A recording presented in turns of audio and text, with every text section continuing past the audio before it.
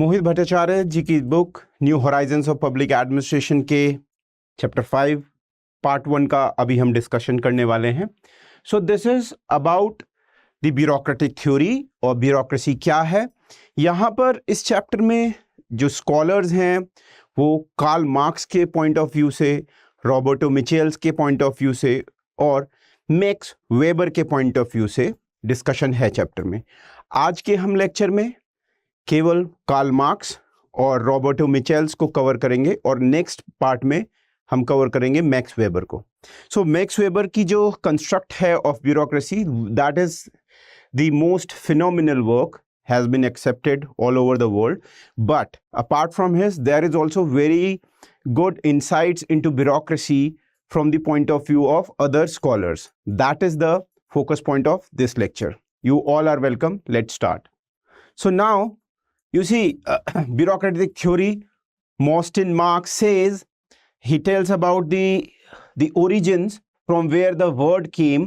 So first it was used by French minister basically, and that was bureaucrate, right, in French. So it was the commerce in 18th century government in operation. That was the first sense of use of bureaucracy in modern times.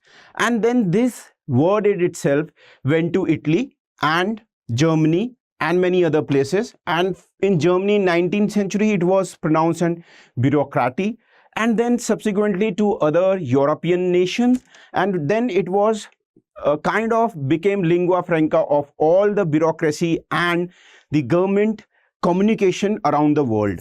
So the major contributions have come from Marx, Max Weber and Roberto Michel. So Marx over here is Karl Marx, and this is different from Austin Marx. He is Austin Marx. So the another scholar, but we are covering, he has just tried to tell us the origins from where it got used in the nomenclature, from where it came and it got used, and these are the three scholars, those are the focal point of our discussion. Now you see, Karl Marx was definitely a figure in history who divides the history in kind of in epochs. So Karl Marx, born in 1803 में death हो गई है, और coming from aristocratic family, writing about the bourgeois and the proletariats and the have and have-nots. Communist Manifesto, Das Kapital, some of the most influential work he has done. Apart from that, he says that bureaucracy like state itself, state को he criticise कर रहे हैं कि जो construction of state है in itself is problematic, and he says that the state, जैसे bureaucracy state की तरह ही है, एक इंस्ट्रूमेंट है जो कि डोमिनेंट क्लास यूज करती है अपना डोमिनेशन बनाए रखने के लिए अदर सोशल क्लासेस पे. अब इससे आप क्या समझ सकते हैं कि ब्यूरोक्रेसी ऑफिसर्स, अगर मैं इंडियन कंटेक्स्ट में इसको कंटेक्चुअलाइज करूं तो यूपीएससी के थ्रू जैसे बहुत सारे ऑफिसर्स जाते हैं, वो यहाँ की जो डोमिनेंट क्लास है, डोमिनेंट क्लास का मतलब है यहाँ की या तो सोशल हायरार्की में, जिसे हम कह सकते हैं फॉरवर्ड कास्ट भी कह सकते हैं, या फिर हम कह सकते हैं people who have lot of money. For an example, we have already discuss that Oxfam report says 10% of the Indian ownership, 10% of the population, top population owns more than 60% of the wealth of this nation. So इस class के लिए एक instrumental use का कारण बन जाती है bureaucracy, that is, और फिर वो क्लास जो है 10% ऑफ द इंडियंस, बल्कि बचे हुए 90% के ऊपर अपना प्रभुत्व मींस डोमिनेंस स्टैब्लिश करते हैं, and they use bureaucracy as instrument, as I am using this as an instrument to teach you. So interest of bureaucracy is closely related to the dominant class in the state. So in itself, state is not something where Karl Marx is saying that it has to be seen above all, right? State in itself and the bureaucracy in itself becomes a class instrument, class serving institutions. So you see, that is a very different approach, and it is very scathing remarks that Karl Marx is giving on bureaucracy. Moving forward, so there is one scholar, Wright. He says that Marxists focus on the dynamics and contradictions of capital society. As seen in total system. And और बहुत कम ही interest Marxist लोगों ने दिया है organisation के dynamics के ऊपर। ज़्यादा जो एक क्लास जो अप्रोच है उसकी तरफ ज़्यादा ध्यान रहा है मार्क्सिस्ट स्कॉलर्स का, ये बात कही है, मार्क्स का भी यही ध्यान रहा है, और internal function of the organisation पे की तरफ कम ध्यान दिया है। सो एंड देन जब क्रिटिक डेवलप हो रहा था पॉलिटिकल इकोनॉमी का 19वीं सेंचुरी में, तो मार्क्स का जो ऑब्जर्वेशन था कंटेम्प्रेरी यूरोप के पब्लिक एडमिनिस्ट्रेशन ऑर्गेनाइजेशंस की तरफ आया, बट आया पर उन्होंने कभी भी एज अ थ्योरेटिकल एस्पेक्ट में बहुत ज़्यादा अंदर जाके काम नहीं किया on the bureaucracy, number 1। Number 2, उनका जो इंटरेस्ट है about bureaucracy that has been spread out in many of the things. For example, some letters, some monographs, some books, some articles here and there. So there is no particular theory construct by Marx particularly on bureaucracy. Having said that, in recent times there has been a lot of interest in writings of Karl Marx from the scholars of bureaucracy or public administration to see what his view were. And in that context जो public administration है वो कुछ दूसरे discipline से पीछे रह गया और वो इस राइटिंग्स को देर से ला पाया है।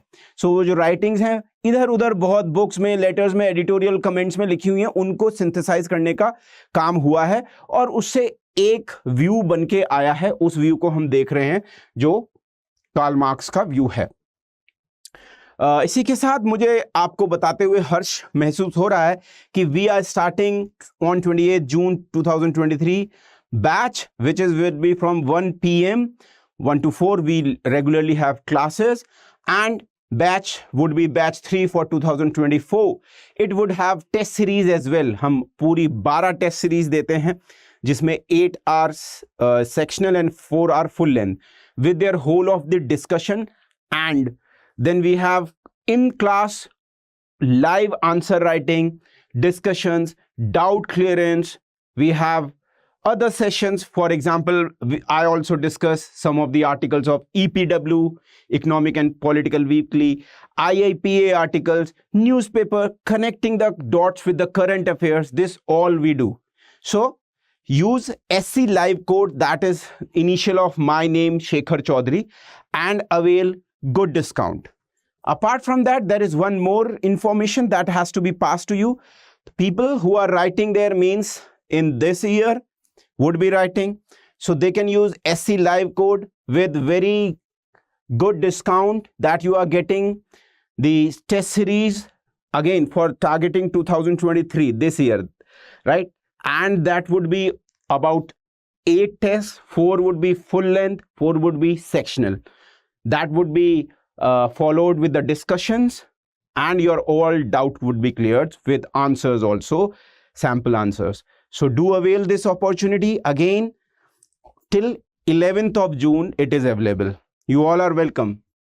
So here Marx points out कि ब्यूरोक्रेसी का जो रोल है वो रिप्रेसिव कैरेक्टर हो जाता है, दमनकारी हो जाता है, वो सेंसरशिप करते हैं प्रेस की, और साथ में वो क्वेश्चन मार्क उठाते हैं, कॉन्ट्रास्ट करते हैं कि लेजिस्लेचर जैसे हमारा संसद है, राइट, उसका भी रोल को वो क्वेश्चन मार्क करते हैं कि that tries to promote universal laws, and in the garb of universal laws they are making laws which are serving particular interest. इसका क्या मतलब है इंडियन कंटेक्स्ट में? जैसे इंडियन कंटेक्स्ट में कई बार we must have read, you must have read that there is a kind of a bias in the laws that some of the income tax benefits, some of the corporate tax benefits are passed on to the corporates, right? And they go into lakhs of crores, lakhs.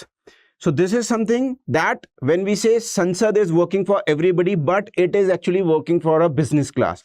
This is one of the contextualization of what Marx has to say about bureaucracy in Indian context. Then censorship. Bureaucracy also use censorship. It means putting the lid over the eyes, not letting people speak, or for that matter, not letting people print or write openly and criticizing the government. So why does it use censorship? Because it has to defend some particular interest. right?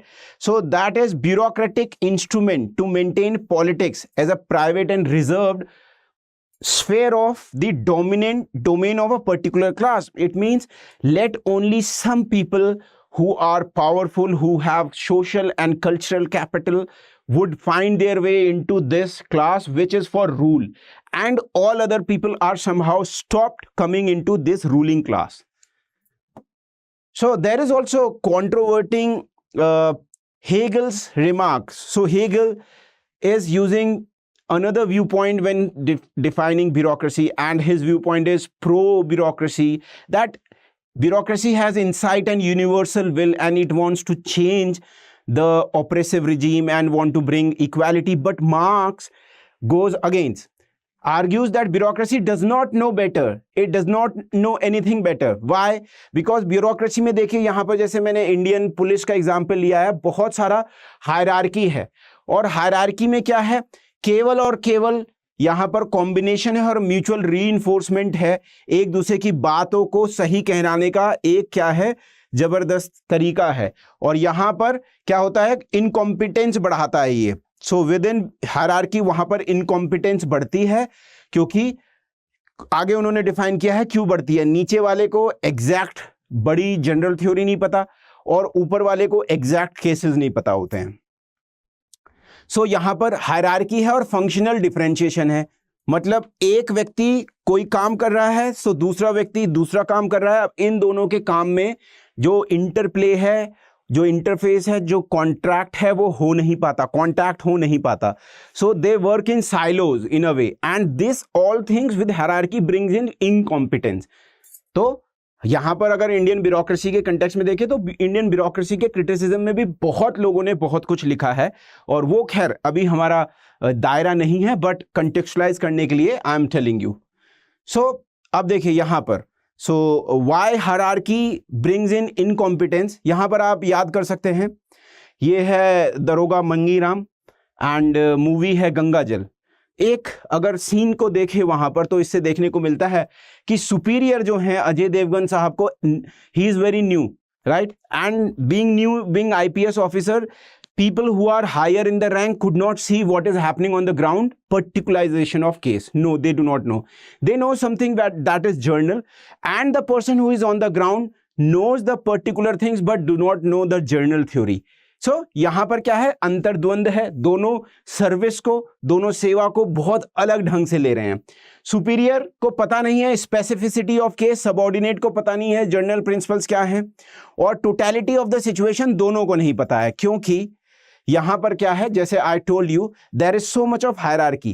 Constable, head constable, sub inspectors को अगर पर्टिकुलरिटी of case पता है, वो यहां तक पहुंचने में the information has to breach so many levels, and there we find that either information is not reached or there is lot of noise in the information. It means information got metamorphized, अलग हो गई है, यहां पर वो पहुंच नहीं पाती है। So bureaucracy as a whole particular corporate interest को डिफेंड करना चाहती है, और अपने आप में जो एक सेंस ऑफ कॉलेजियलिटी है ब्यूरोक्रेसी में, वो उसको प्रोटेक्ट करना चाहती है एट द कॉस्ट ऑफ और जो बहुत सारे ग्रुप्स हो सकते हैं सोसाइटी में, फार्मर्स हो गए, स्टूडेंट्स हो गए, वर्कर्स हो गए, उनके कॉस्ट पे और उन क्लासेस के कॉस्ट पे, गरीबों के कॉस्ट पे। ये अपने इंटरेस्ट या किसी पर्टिकुलर सोसाइटी के एक भाग के इंटरेस्ट को प्रोटेक्ट करती है।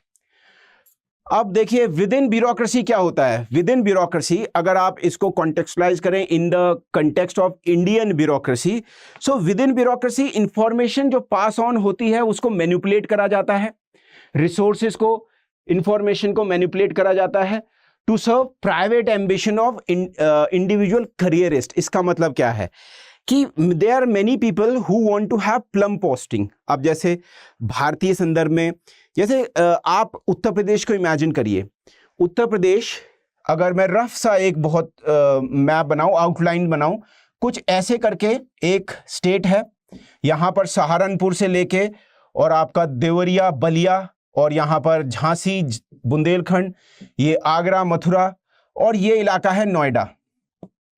अब देखिए इसको समझने की कोशिश कीजिए। उत्तर प्रदेश की ब्यूरोक्रेसी में ज्यादातर लोगों का रहता है मन की हमें ये पोस्टिंग जरूर मिल जाए गाजियाबाद नोएडा की, या हमें जो लखनऊ की पोस्टिंग जरूर मिले, या बड़े शहर जैसे यहाँ पर इलाहाबाद गोरखपुर बनारस हैं ये जरूर मिले, आगरा मिल जाए, और जो पिछड़े हुए इलाके हैं जो नेपाल बॉर्डर से बहुत सारे इलाके हैं, सिद्धार्थनगर है, इसके अलावा आपका लखीमपुर, और वहाँ बहुत बाढ़ आती है, वहाँ जाने से कतराते हैं, या पिछड़े इलाकों में जाने से कतराते हैं इसको.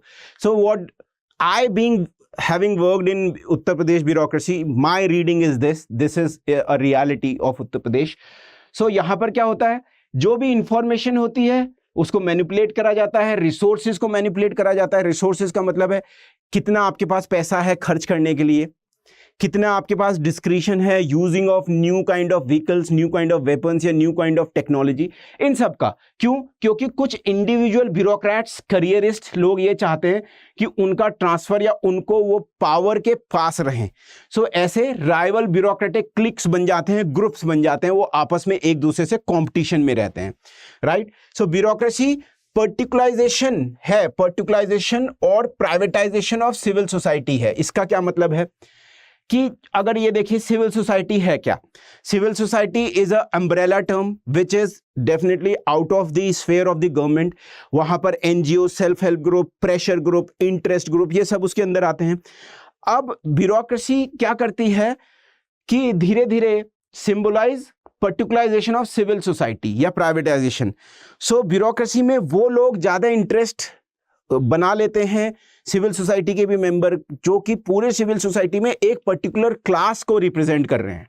सिविल सोसाइटी तो में तो मजदूर का किसान भी हो सकते हैं, और संयुक्त किसान मोर्चा भी हो सकता है, या नर्मदा बचाओ आंदोलन भी हो सकता है. तो वहां भी हमें ये देखने को मिलता है, वहां भी कुछ लोग क्या करते हैं, एक पर्टिकुलर सेक्शन ऑफ के पीपल को प्रमोट करने के लिए उसको ओवर पावर कर लेते हैं. और ऐसी ब्यूरोक्रेसी भी सिंबलाइज करती है इसी का.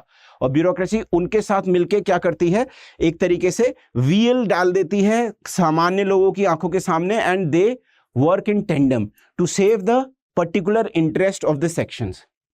Now bureaucracy as Marx saw in the feudal capitalist Prussian situation, मतलब जर्मनी में जहां पर फ्यूडलिज्म, पुरानी जर्मनी में जहां पर फ्यूडलिज्म अभी भी है, जर्मनी के एक एरिया में social society dominated by state, और उसकी क्या है, separate itself from the content. अब इसका मतलब क्या है, और इसको इंडियन कंटेक्स्ट में अगर मैं कॉन्टेक्सचुअलाइज करूं आपको, तो मैं बताना चाहूंगा कि ब्यूरोक्रेसी जैसे प्रूसियन स्टेट में ऐसा था कि अपने को अलग रखती है सोसाइटी की मेन विचारधारा से, मेन स्ट्रीम से. एक इलीट सेक्शन बनाए रखना चाहती है, सेपरेट कर सकती है कंटेंट से. इसका मतलब जो कि लोगों की समस्याएं हैं, वो समस्याएं bureaucracy is not paying attention, rather they are living in some other grandiose idea in ivory tower, and there is a disconnect. Right. यहां पर और इट अज्यूम्स फॉर्मलिज्म. फॉर्मलिज्म है कि एक लिटरेचर में भी फॉर्मलिज्म वर्ड यूज होता है, जिसका मतलब है कि आप केवल जो लिटरेचर में लिखा है उसको देख रहे हैं, पर उसके आसपास जो चीज है उसकी इकोलॉजी में उससे कनेक्ट नहीं हो रहे हैं. Only structure of the literature देख रहे हैं. You are not connecting with political economic aspects around it. Right. So that is formalism. और such present itself as a superior consciousness as the will of the state. So bureaucracy what it does, वो अपने को अलग कर लेती है contextual aspect से, साथ में it project itself that whatever the will of the state it, if it is a agreement between a lot of people, common people and the state, that the state would favor them or would be guardian. But यहां पर उस state का क्या कहना है, नहीं कहना है, ये ब्यूरोक्रेसी अपने हाथ में लेती है और कहती है we are the torch bearer, we are the flag bearer of the state. और रादर ब्यूरोक्रेसी अपने सेल्फ इंटरेस्ट को उसमें क्या करती है, प्रमोट करना चाहती है. So particular interest lay claim to universality, मतलब सबका भला होगा, पर वो भला केवल कहने के लिए है. बट सबका भला किसका हो रहा है, जो 10% या 1% of the society. And bureaucracy is doing that, it is being used as an instrument. General interest पीछे रह जाते हैं to the status of specialized interest. So interest of big farmers, interest of the big industries group, all these people find their interest to be fulfilled, but common people, common man is left behind lot. So you see this is a contrast in between high rise buildings and Dharavi slums, you must be knowing, in Mumbai. So the bureaucracy on the claim that they are working from the universal problems, they are actually working for the problems of this class. That is why you see these are rising high, and these people are behind in the curve of development, in the curve of living a decent life. That is what a contextualization of what bureaucracy is from the point of view of Marx into Indian context. Now you see, Marx also says about the examination, and it is so funny to read because we all are preparing for the UPSC exam, and there was prelims just now, and you can see you must be having these kind of experiences, standing in the line and writing the exams, right? So let us see what he has to say. So examination क्या है? केवल और formality. Examination तो formality है, क्योंकि जिस work को bureaucracy में लेना है स्टेट को, वो ब्यूरोक्रेसी पहले ही डिसाइड कर सकती है और कर देती है, और उनके फेवरेबल यू कैन से इसका क्रिटिसिज्म भी हो चुका है. लाइक फॉर एन एग्जांपल 2011-12 में जब CSET आया, and it was counted as a not just as a qualifying paper but also merit paper. वहां पर there was this controversy and criticism from the many Hindi heartland people also and otherwise also, that कि ये करा ही इसलिए गया है कि English medium वाले लोग आ सकें और उस स्ट्रेटा से लोग आ सकें जहां पर कॉमन मैन जो रीजनल लैंग्वेजेस में पढ़े हैं वो ना जा सकें. इस कॉन्टेक्स्ट को देखिए जरा. ये कह रहा है कि एग्जामिनेशन लेना तो केवल फॉर्मेलिटी है, और यहां पर कोई ऑब्जेक्टिव बॉन्ड नहीं है इंडिविजुअल और स्टेट में. They do not reflect any objective bond individual का स्टेट के साथ. सो स्टेट क्या चाहती है और इंडिविजुअल क्या चाहता है, इसके बीच में कोई जगह नहीं है. ये तो केवल फॉर्मेलिटी है. सो यहां पर जो आप एग्जाम लेके लोग आते भी हैं, उनके बारे में भी कहा गया है डुअल नॉलेज चाहिए होती है, एक सिविल सोसाइटी के लिए और एक स्टेट के लिए. इसका क्या मतलब है? इसका मतलब यह है कि you have to act differently when you are among the civil society sitting and delivering speech, तो ज्ञान और बड़ी बड़ी बातें करना. but when you are working in the bureaucracy, you say to hell with it, I do not want to contribute to governance or whatever. मेरा उद्देश्य इतनी मेहनत करके आया हूं पैसा कमाना. and why I am saying that? Because it is being reflected. You see toppers of UPSC exam are being caught in the bribe. What happens? The thing that metamorphized or change in them is because they become a part of bureaucracy, and nobody can escape this, right? It is a big web. Once you go into it, you are either cog in the machine, impersonalization hai, ya you dance on the tunes. Now that has to be read with subjective view, because not everybody is doing corruption, but yes. Examination क्या है? Merely अ baptism है into bureaucratic knowledge. सो examination तो एक तरीका है कि आओ एक नए धर्म में शामिल हो जाओ. बैप्टाइजेशन जो आपको पता होगा, क्रिश्चियनिटी में जब हम एक तरीके से, या सिखिज्म में भी अमृत चखना. So when you are coming into real religion, so वो है प्रीस्ट के द्वारा किया जाता है. ऐसे ही एग्जामिनेशन के द्वारा उस क्लास के लोगों को चुन के बैप्टाइजेशन कर दिया जाता है ब्यूरोक्रेसी की नॉलेज में. Okay, in terms of competence, bureaucrat can not be a rational actor. Rational क्यों नहीं हो सकता है? यहां पर देखिए, रैशनैलिटी किस पे डिपेंड करती है? तर्क पे यूज पे, रीजन के यूज पे, और साथ में नॉलेज पे. So it is knowledge and reason, rationality, right? So you see knowledge, as we go into the hierarchy upper and upper, it is hierarchy of knowledge. So this person is more knowledgeable as compared to this person, and hierarchy is all about who has more knowledge. That is how IAS, IPS officers or SDMs are promoted. You see somebody go as an IAS officer, he or she becomes SDM for some amount of time, then they become CDO, then they become DM and divisional commissioner, and they go to secretary, and then whole process of under secretary, deputy secretary, joint additional secretary, and secretary, right? So you see that this whole, in terms of competence, bureaucrat cannot be a rational actor. Why? Because hierarchy of structure means hierarchy of knowledge, right? So यहाँ पर जो व्यक्ति है वो अपने आप में पूरी तरह नॉलेज को यूज नहीं कर पाता है, बिकॉज इसके पास ज्यादा नॉलेज है, he has more knowledge, so he has to adhere with his knowledge, but he may not have total knowledge of the working at this level. So comprehensive knowledge is not possible in a situation. Knowledge को deliberately split over किया गया है. सो यहां पर देख लीजिए आप, secretary, additional secretary, joint secretary, deputy secretary, under secretary, divisional commissioner, DM, और इसके भी नीचे एसडीएम्स, राइट.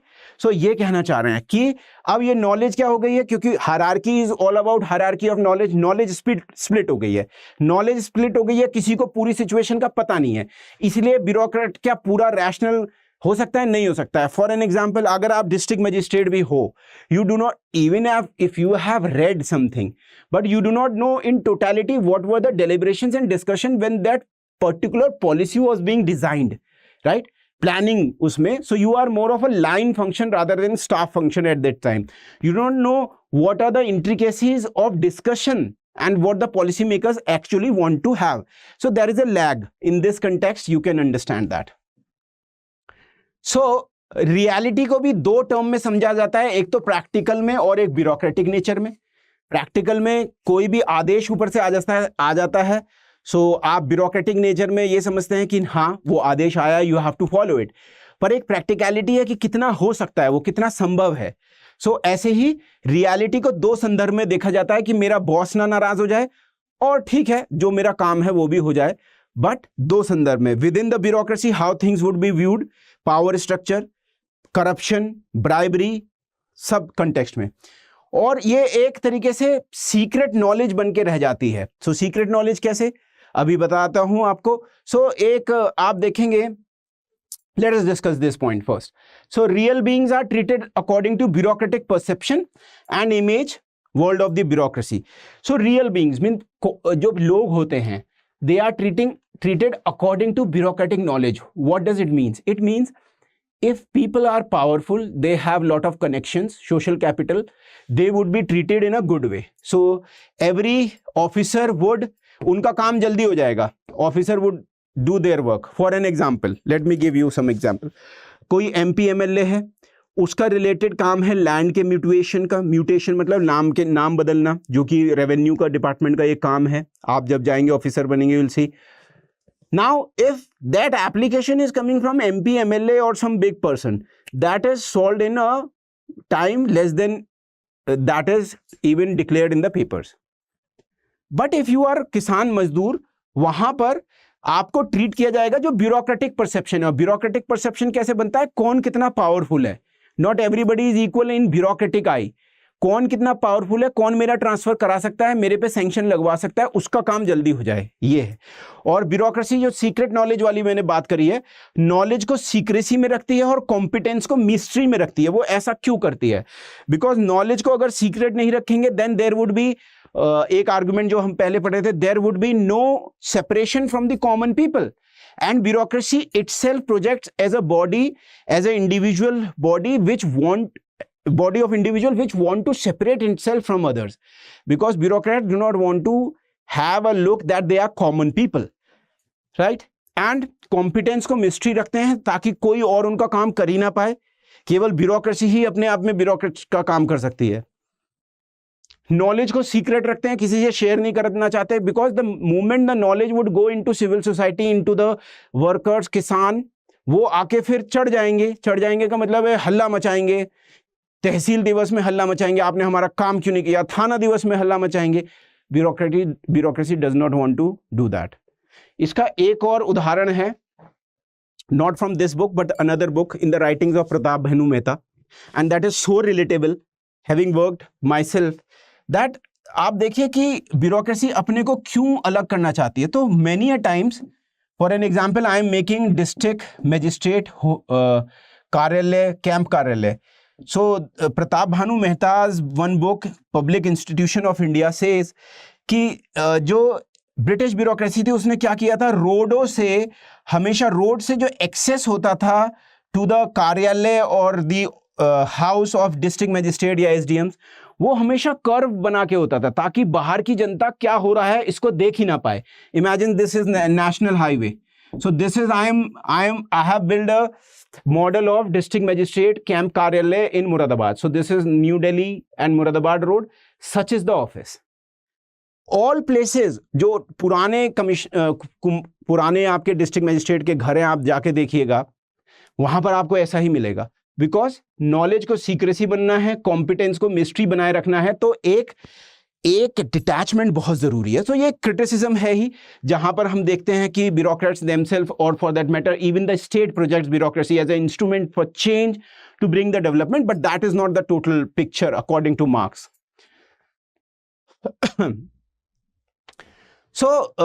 यहां पर देखिए, एक आपको हायरार्की देखने को मिल रही है, इसके बारे में मार्क्स ने जिक्र किया है। साथ में ब्यूरोक्रेसी क्या करती है, सब्सटेंस ऑफ द स्टेट ले लेती है।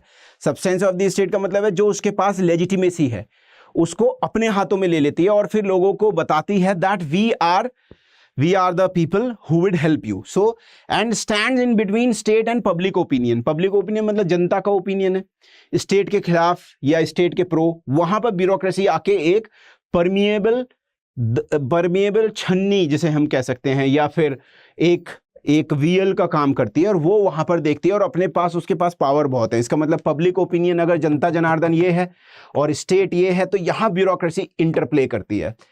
So public opinion to prevent profanation of the state, मतलब ब्लास्फेमी को रोकने के लिए, कि अगर ये जनता कह रही है अरे ये सरकार ने कुछ नहीं किया, ये राज्य बहुत ही खराब है, for an example if moist are saying, then bureaucracy come in between and prevent state from withering away, because if state become weakened, then bureaucracy के self interest तो खत्म हो जाएंगे, right, of the state, the crown of the bureaucratic pyramid।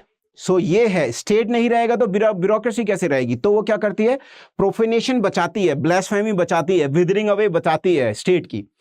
Bureaucratic mentality अपने आप में worship of authority है। इसका मतलब है कि whatever your boss is saying always right, and if you have a doubt please refer to the first rule, right. So ये हम जोक्स में बोलते हैं, पर that is reality of bureaucracy. Whatever senior has said you have to follow.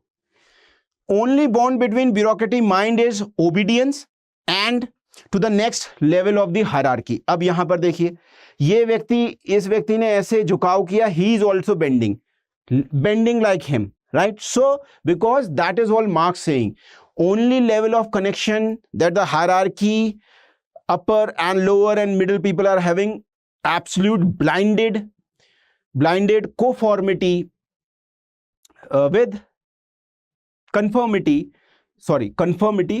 with the people of higher rank. That is what he is trying to say.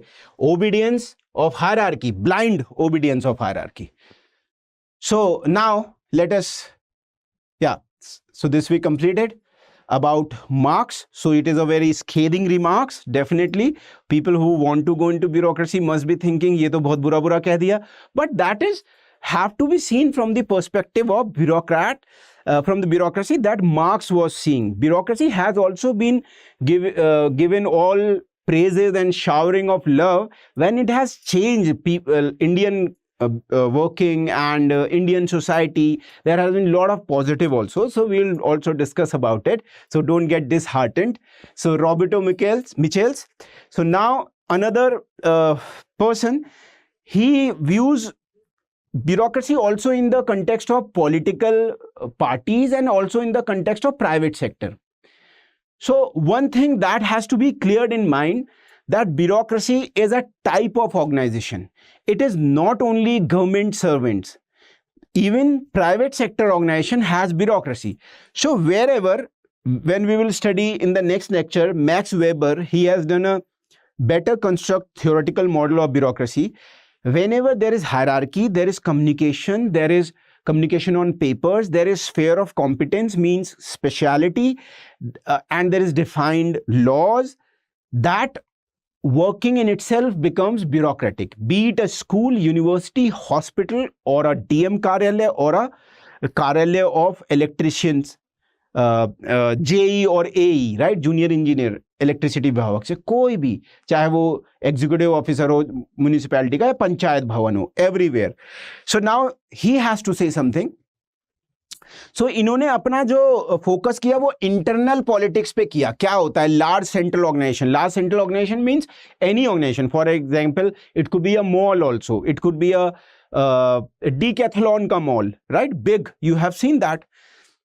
He drew attention to striking phenomena of elite domination in organization. So within organization also there is this tendency that elite people who have better social contacts, cultural capital, they tend to dominate, and there is the inter competition within the hierarchy over there also, in private sector, in political parties, everywhere.